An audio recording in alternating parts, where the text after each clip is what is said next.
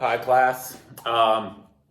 Here is your demo video, or the first of 2 or 3 videos to demonstrate the Inflatables project. Minimal materials this time around. I bought 1 box of trash bags from True Value. Picked up a couple of rolls of duct tape also.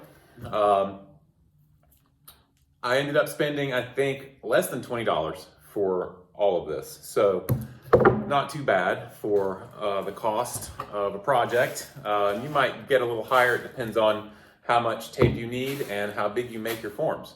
But most of you are probably going to get something like a trash bag, so that's why I'm addressing this kind of plastic. But if you wanted to, you could, like I said in the presentation, you can get colored tablecloths of various colors if you'd like. You can use multiple colors of plastic if you would like. I'm using this because I'm also going to try and double it up for Halloween. So I'll have a black object somewhere on my property on Halloween. But the first thing you're going to have to do if you get something like this is prep your material. If you buy a drop cloth plastic, then there's nothing to prep other than cutting it to the shape that you want it to be and then taping it onto the rest of the plastic that you have. So, but the best way and cheapest way to do it, I think, is to use trash bags. So, how do you prep a trash bag for what we're going to do? You just want to kind of turn it into a blank rectangle. So the trash bags I bought have this irregular edge to tie it together when it's full. If you have this or a drawstring, you'll want to cut that off. It will get in the way. So we'll straighten this side out, and then because most trash bags are rectangles and not squares, you have 2 long sides and 2 short sides. So I'm going to cut it down a long side and a short side, and then unfold it on a long side. So I have the largest piece of plastic that I can get out of this plastic bag. First thing I'm going to do is cut off that irregular edge. While it's still folded over, I can cut both sides at once. And the only tools I'm using at this point is a pair of scissors.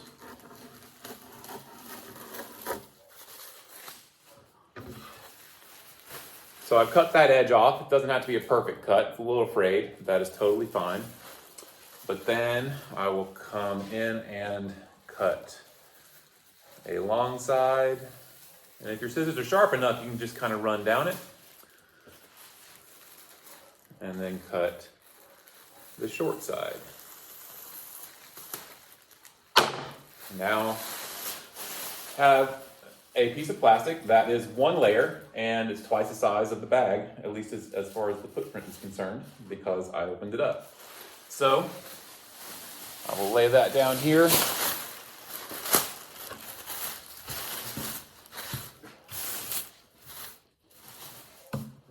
Prep another one. In fact, if you can cut it like this even, while it's still folded up, if you get this kind of trash bag. You know where the end is. Go ahead and cut it off there. It's actually, it's a thicker material. It's easier to cut more precisely, and that's done. Then open it up.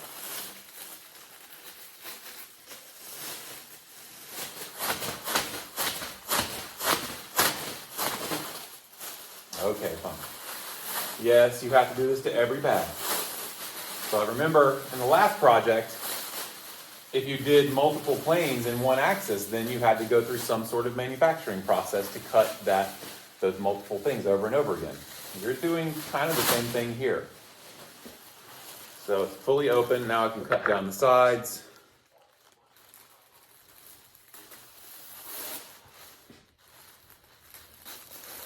You are taking some care to not poke it and create holes. You want it to be as sound of a membrane as possible for our inflatable. You will be using a positive airflow the entire time these things will exist, which means you'll tape on either a hairdryer or a fan of some sort. I am going to use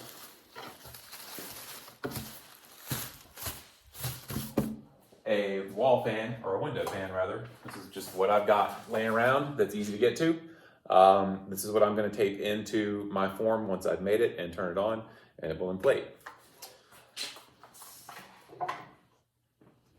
So I'm going to prep this entire box. This is 38 bags. So I've only done 2 right now.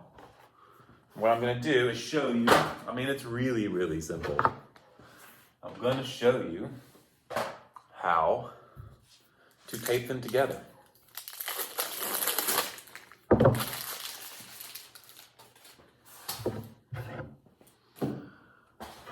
Now, if you just have a small space, what I would do is prep all your material, put it down to one side of the table, decide which edge you want to tape, either the long edge or the short edge.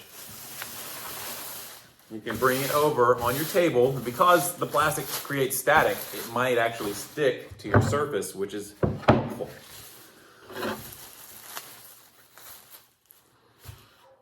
Go ahead and get a piece or 2 of tape out so that you're not trying to hold things while you're taping things.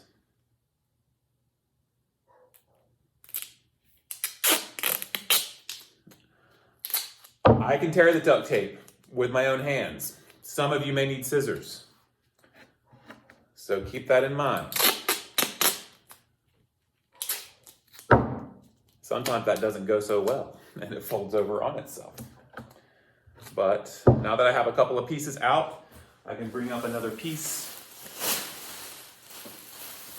match up the sides, and they're overlapping a little bit. It doesn't have to be perfect. This is just about creating a larger sheet than you already have, taping it at the top, and here at the bottom. And then I'm gonna run a piece in between, sealing up the edge. And you could, if you're in this situation, I can tear it, but I'm gonna grab my scissors.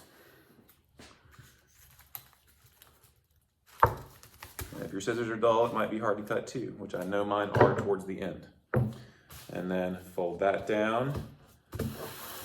Make sure that it's not gonna pull apart. It's not, then slide it over. So you find the edge, pick up the next one, and tape it. So that's what I'm gonna do. You guys should try to do something similar. Feel free to change this process any way you see fit. The idea is that you are making a large, voluminous object out of this sheet plastic and tape. So stay tuned for the next video.